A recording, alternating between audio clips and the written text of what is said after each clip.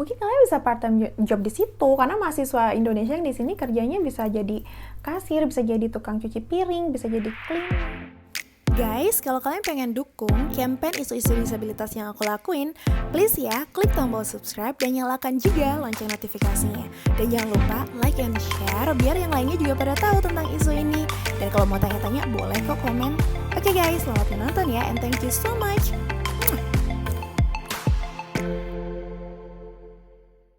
Hai guys, welcome back to another episode of my YouTube channel. Sama aku Eka, dan hari ini saatnya mengabulkan request kalian guys, teman-teman yang udah pada nanya nih dan nge-request kayak Kak cepetan dong bikin Q&A. Nah hari ini guys, maaf banget agak lama ya, tapi hari ini aku kabulkan permintaan kalian. Aku bakal ngejawab beberapa pertanyaan yang udah aku kumpulin di iPad ini. So sekarang aku sambil tuh denger kan? Aku sambil pegang iPad dan aku bakalan baca pertanyaan-pertanyaan apa sih dari kalian, meskipun mungkin maaf ya kalau misalkan semuanya nggak ke cover pertanyaan ini karena banyak, cukup banyak. Jadi yang aku bisa cover di sini sekarang ya aku jawab sekarang ya, tapi aku janji deh kalau misalkan ada yang masih penasaran atau masih punya pertanyaan lain, please komen aja atau tanya lagi ke aku. Nanti di next Q&A aku bakalan cover semuanya. Oke deh guys, jangan lupa subscribe dulu ya. Here we go. Oke guys, jadi emang tema Q&A kita hari ini kan kayak ngebahas tentang disabilitas dan kuliah di Aussie, khususnya sih disabilitas yang dapat beasiswa AS. So ini pertanyaannya langsung aja ya ke pertanyaan pertama nih. Ini udah aku himpun dari sosial media aku, plus juga yang tanya langsung ke aku. Tar ya guys. Banyak pertanyaan guys.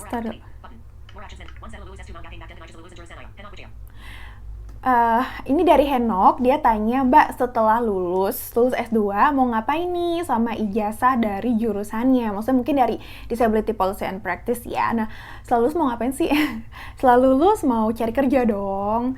Nah, mungkin ada yang nanya juga nih, kerja apa pengennya? Jujur, dream job aku tuh pengen jadi dosen. Mudah-mudahan kecapai ya guys. Pengen jadi dosen, tapi juga mungkin karena jurusan aku Disability Policy and Practice, jadi dosennya pengennya sih di bidang ini guys, di bidang disability. Dan mudah-mudahan sih aku pengennya kayak kampus-kampus di Indonesia tuh mempunyai topik atau mata kuliah tentang disability issue guys gitu. Tapi kalaupun nggak jadi dosen, ataupun jadi dosen di bahasa Inggris misalkan, boleh juga. Itu dream job aku sih. Cuman kalau what I wanna do for living, maksudnya kayak cari duit pengen di mana, bisa juga sih kayak mungkin kerja di tempat lain juga bisa, kayak di dinas sosial bisa juga. Karena aku pengen juga implementasiin ilmu yang udah aku dapat di sini guys, gitu. Ini yang nomor 2 dari Hendra Wijaya tanya, udah punya pacar belum? Ini pacar bule maksudnya? Enggak sih, kalau pacar bule emang nggak ada ya di sini. Pacar Indonesia ada. Hai pacarku. Oke, nomor 3. Ini dari Reza, tanya, pernah nggak ngerasa nggak valuable ketika dapat extra time di kampus? Nah, extra time itu maksudnya jam tambahan ya ketika kita ngerjain tugas atau ujian. Nah, mungkin yang dia maksud gitu ya. Ngerasa nggak valuable nggak sih? Enggak sih, aku tetap ngerasa valuable aja, karena memang extra time yang dikasih itu kan itu bentuk dari adjustment ya untuk disabilitas atau untuk tunanetra, karena memang kan cara kerja tunanetra itu cenderung lebih lama nih mengakses sources, ngubek-ngubek perpustakaan dan lain sebagainya, nggak bisa samain sama yang non disabilitas gitu ya. Ingat, setara bukan berarti sama. Itu jawabannya, aku tetap ngerasa valuable kok. Oke, lanjut pertanyaan nomor 4. Ini dari Mia Fernanda, pertanyaan nomor 4. Hai Kak, aku mau nanya dong, ada nggak sih suka dukanya selama kuliah di sana? Bener nggak sih? Suka dukanya kakak selama berkuliah di sana. Suka duka aku, sukanya banyak ya.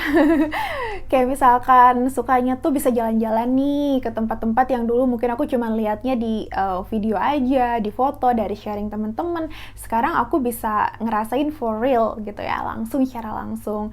Terus juga sukanya adalah ini kan English speaking country ya, jadi aku bisa ngomong bahasa Inggris di sini, kayak exercise bahasa Inggris aku di sini gitu sih, itu seneng banget. Dan satu lagi sukanya aku tuh punya temen-temen dari negara-negara lain guys, jadi kayak membantu kita untuk bertoleransi, terus juga lebih menghargai perbedaan dan lain sebagainya. Itu sukanya sih. Banyak sebenarnya sukanya. Oh ya, sukanya juga adalah di sini udaranya enak. Terus banyak spot-spot hijau gitu yang kita bisa buat jalan kaki kayak gitu-gitu loh. Itu sukanya. Kalau dukanya tuh, dukanya juga apa ya? Dukanya palingan di sini tuh apa-apa serba udah diatur gitu, jadi kita nggak bisa, itu duka nggak sih? Ya pokoknya kayak kita tuh harus benar-benar taat sama aturan kalau di sini. Bukan duka juga sih ya. Pokoknya gitu deh. Terus kangen orang tua paling, ya kadang kangen orang tua, kangen teman-teman di Indonesia, itu dukanya. Tapi kalau duka yang lebih kayak spesifik gitu, apa ya, nggak ada sih. Aku nggak pernah ngalamin kejadian-kejadian yang benar-benar bombastis banget. Pertanyaan nomor 5 dari Niko, katanya, Kak, per bulan uang sakunya berapa sih? Dan sama nggak kayak mahasiswa yang bukan difabel atau bukan disabilitas? Well, per bulannya tuh kalau dari Australia World Scholarship dapatnya sekitar 2000, kalau nggak salah 2300 Australian dollar. Kalau di Indonesia kan, ya kalau misalkan dolarnya 10.000 nih, berarti 23 juta guys per bulannya. Terus sama nggak kayak mahasiswa yang non-difabel? Sama aja, jadi nggak ada bedanya gitu. Untuk uang saku, untuk hak dan kewajiban sih sama sih ya. Nggak ada bedanya. Oke deh. Ini dari Ratna Holilul ya. Nomor 6, pertanyaan nomor 6, pendamping kakak itu dapat gaji nggak? Tuh siapa yang nggak-gaji?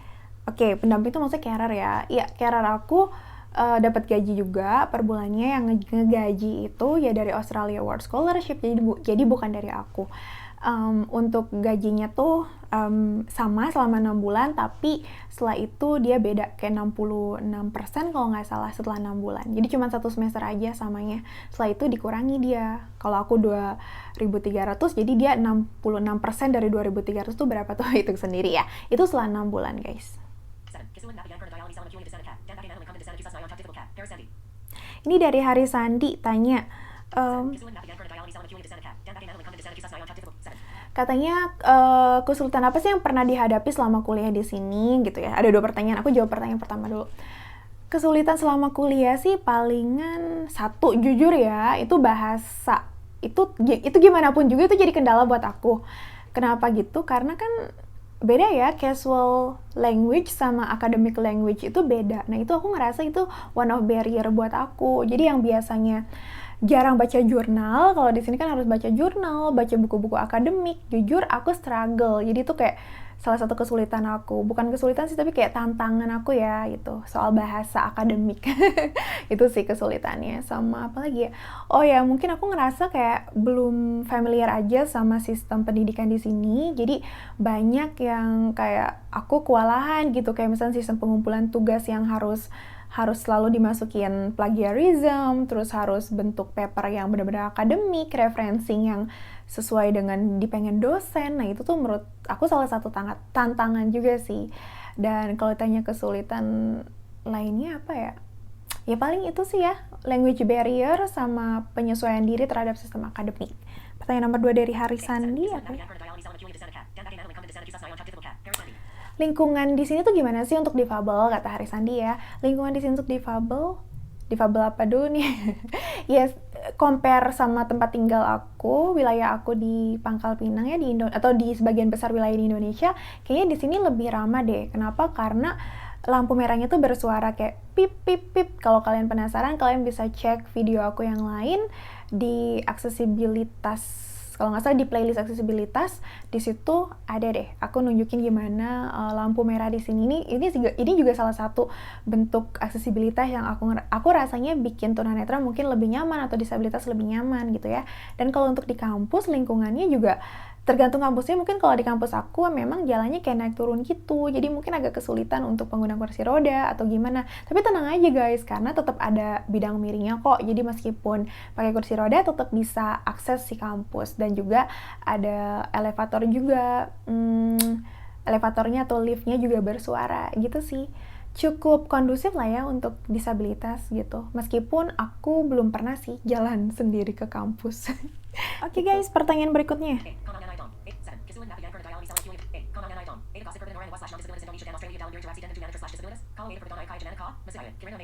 Ini dari Karina Amegia. Hai Karin.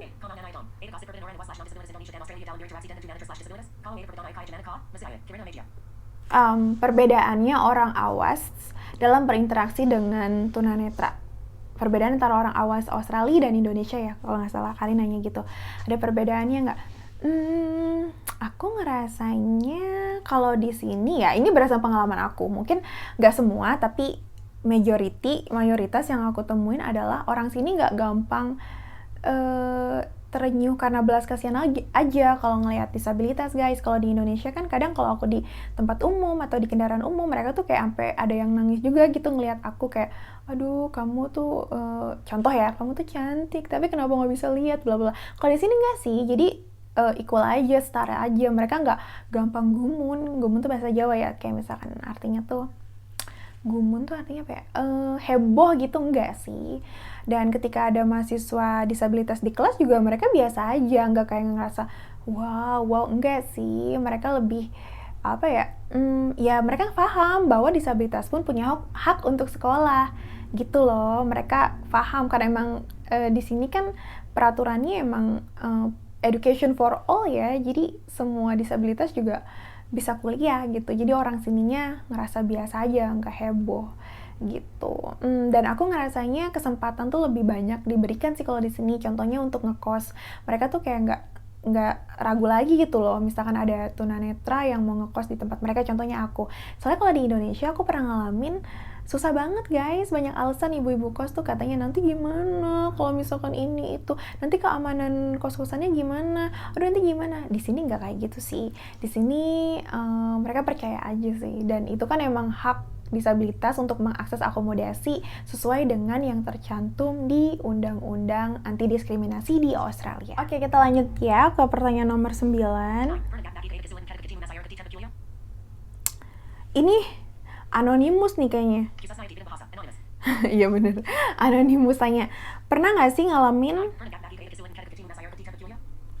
ngalamin kesulitan ketika ketemu masyarakat di tempat kuliah, khususnya dalam bidang bahasa? Pasti kalau ngomongin language tuh ada aja ya, karena apalagi kayak casual language yang emang street language gitu, jadi bahasa jalanan lah istilahnya, atau kayak slang-slangnya. Apalagi Aussie itu kan punya slang sendiri juga dong, compare sama Inggris ataupun Amerika. Aku selama ini aku belajarnya tuh American English, jadi slang-slangnya ya Amerika yang aku banyak tahu gitu. Tapi setelah aku kuliah di Aussie, ya pastinya banyak banget yang aku nggak paham gitu loh. Kayak misalnya naik taksi nih, aku pernah kayak si drivernya tuh ngomong pakai slang-slang gitu yang aku nggak paham. Terus aku kayak krik, aduh jawab apa nih ya. Ya aku nanya kayak, sorry can you explain that, kayak bisa nggak explain atau jelasin ke aku maksudnya apa. Terus juga orang Aussie sini kan dia kayak aksennya tuh beda ya guys, aksennya tuh lebih gimana gitu kan. Nah aku tuh cukup kesulitan di awal-awal datang ke sini memahami aksen mereka gitu. Itu sih pernah banget gitu. Kalau misalkan di kelas sih, kalau emang ada yang gak aku paham, kan nggak harus katanya kan, maksudnya nggak harus kata tersebut yang kita ucapkan, bisa explain atau menjelaskan maksud kita tuh apa gitu. Tapi kalau ditanya pernah nggak, ya pernah banget. Tapi nggak big deal sih, maksudnya bukan masalah gede, biasa aja. Kalau misalnya nggak ngerti, tanya aja gitu.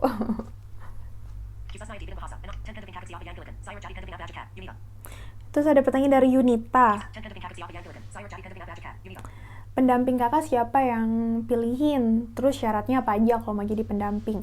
Well, yang pilihin aku sendiri. Jadi emang untuk carer, kalau emang kita mau bawa dari Indonesia ya untuk Australia World Scholarship ini, kita boleh ajuin sendiri gitu. Cuman kayaknya kalau dia nggak punya hubungan keluarga agak sulit ya gitu. Karena harus di-verify dulu, harus di-approve sama Australia World Scholarship, khususnya Disability Advisor-nya gitu. Jadi waktu itu aku ajuin, dan pastinya ditanya-tanya alasannya, kenapa ngajak tante kamu gitu, kenapa nggak ngajak ibu bapak atau adik gitu, karena kan mereka lebih prefer kakak adik atau orang tua atau suami atau istri gitu. Aku kan belum nikah jadi nggak bisa bawa pasangan aku. Terus syaratnya apa aja? Syaratnya waktu itu tanteku disuruh bisa bahasa Inggris, karena alasannya gimana mau ngejagain kamu gitu kan, gimana mau nganter kemana kalau dianya nggak bisa bahasa Inggris, nanti kalau misalkan nyasar gimana gitu, kamu juga istilahnya kayak punya hambatan di penglihatan gitu, kalau misalnya dianya nggak bisa bahasa Inggris gimana. Nah itu syaratnya, satu harus bisa bahasa Inggris. Yang kedua, mereka juga berharap kita bawa carer yang bisa bantu di perkuliahan. Maksudnya bantu di perkuliahan tuh kayak ngerti kayak menggunakan komputer, kayak mungkin kan kita tunanetra kadang butuh formatting, kita ngerasa udah format dengan baik tapi kan tetap ya harus double check sama orang awas. Nah biasanya itu fungsinya carer tuh di situ tuh, karena katanya disability advisor salah satu penunjang kesuksesan kuliah disabilitas itu adalah carernya gitu. Jadi carer itu plays a crucial role dalam pendidikan kita, jadi berperan penting dalam pendidikan kita gitu guys, kurang lebih itu syaratnya ya. Oke, pertanyaan berikutnya guys, selain kuliah disabilitas bisa ngapain aja sih di Australia? Dari Andi. Andi, selain kuliah bisa ikut kegiatan, bisa ikut volunteering juga kalau ada, terus juga bisa pokoknya UKM sih yang paling penting, komunitas di kampus ataupun kayak kumpul-kumpul sama komunitas Indonesia di sini juga bisa sih. Itu biasanya yang dilakuin sama disabilitas di sini ya. Jalan-jalan juga bisa pastinya. Itu sih kurang lebih. Dari Yoyo Andi namanya sama 12, memangnya boleh ya nggak didampingin sama orang tua? Tadi aku udah jawab ya, boleh sih sebenarnya, boleh banget. Apalagi kalau misalnya orang tuanya nggak memungkinkan, kayak udah sepuh gitu ya, udah terlalu senior gitu untuk diajak ya, nggak bisa dong pastinya gitu. Ini Tamara tanya, kuliah di mana, jurusan apa? Aku kuliah di Flinders University di Adelaide, South Australia atau Australia Selatan, jurusannya Disability Policy and Practice, S2 ya. Ini Henok lagi nih nanya. Boleh nggak Mbak S1-nya S2-nya nggak linear sama S1? Boleh banget. Kayak aku kan S1-nya sastra Inggris, di sini S2-nya Disability Policy and Practice boleh. Tapi sekali lagi kalau misalkan kalian mau kuliah ke Aussie dan emang nggak linear, atau pokoknya udah ngarah jurusan apa, pastiin kalian baca requirements-nya atau persyaratannya jurusan tersebut. Harus dibaca benar-benar, jangan-jangan S1 kalian emang nggak diizinin di sini. Pasti kan nggak semua jurusan ngebolehin dong, ya nggak sih? Ada jurusan yang benar-benar strict banget, kalau emang nggak linear nggak boleh masuk jurusan itu. Tapi kalau jurusan aku boleh kok. Terus Henok juga nambahin, kalau ngelamar kerja mau pakai ijazah yang mana Mbak? Well, kalau ada untuk ijazah S2 alias jurusan Disability Policy and Practice, ya aku pilih yang itu dong, gitu. Tetep lah S2-nya, gitu ya, S2 biasanya. Tapi kalau misalkan nggak ada dan terpaksanya pakai S1, ya why not? Tapi berharapnya S2-nya dong, gitu. Ini ada pertanyaan dari Syarif dan Agusri. Hai guys. Mudahkah mahasiswa disabilitas mengakses part-time job di Australia, dan kalau ada, apa jenis pekerjaannya? Well, jujur aku sendiri nggak ikut part-time job di sini di Aussie, nggak. Paling aku part-time jobnya bikin tulisan kirim di media ya, bukan spesifik di Aussie gitu. Jadi aku nggak punya pengalaman untuk itu. Tapi kemarin aku ngobrol sama teman aku. Dia juga mahasiswa tunanetra di sini. Dia aslinya dari Pakistan dan dia bilang katanya cukup sulit untuk nyari part-time job di sini. Dia pun udah nyoba, udah ngirim lamaran juga, tapi ternyata dia ditolak gitu. Kalau menurut temen aku ya, mungkin ini bisa salah, tapi menurut dia, orang sininya pun banyak yang maksudnya nggak kerja gitu loh, karena memang mereka dapat asuransi dari pemerintah gitu loh, dapat insurance. Jadi ya cukup banyak yang masih di rumah, kata temen aku ini ya. Yang jelas dia udah pernah nyoba part-time job tapi gagal, padahal dia menurut aku excellent banget dan pinter banget, dan dia ngerasa job desk-nya dia mampu gitu. Tapi katanya ya belum bisa diterima gitu. Jadi kalau dibilang gampang apa enggak, mungkin ya aku bisa menyimpulkan agak sulit kalau mau yang part-time job yang formal-formal gitu loh. Tapi kalau misalkan kalian disabilitas dan ternyata teman kalian ada yang part-time job cleaning gitu ya, bersih-bersih, dan mungkin kalian bisa bantu-bantu gitu, ya udah ikut aja sama teman kalian yang cleaning itu. Karena kebanyakan mahasiswa di sini kan kerjanya itu doing cleaning, kayak cleaning job gitu loh, bersih-bersih rumah atau apartemen atau toilet kayak gitu guys. Mungkin tambahan ya buat kalian, kalau misalnya kalian tunanetra dan masih low vision, masih punya sisa penglihatan, mungkin menurut aku bisa aja part-time job, kayak misalkan di sini ada toko Indonesia ya, atau mungkin di misalkan di restoran atau di mana kalian masih bisa misalkan cuci piring, atau misalkan kalian masih bisa lihat mata uang gitu ya, mungkin kalian bisa part time job di situ, karena mahasiswa Indonesia yang di sini kerjanya bisa jadi kasir, bisa jadi tukang cuci piring, bisa jadi cleaner, bisa jaga toko. Nah kalian bisa tuh coba yang itu. Cuman kalau total kayak aku agak sulit ya gitu. Dan aku pun gak nyoba untuk part time job sih.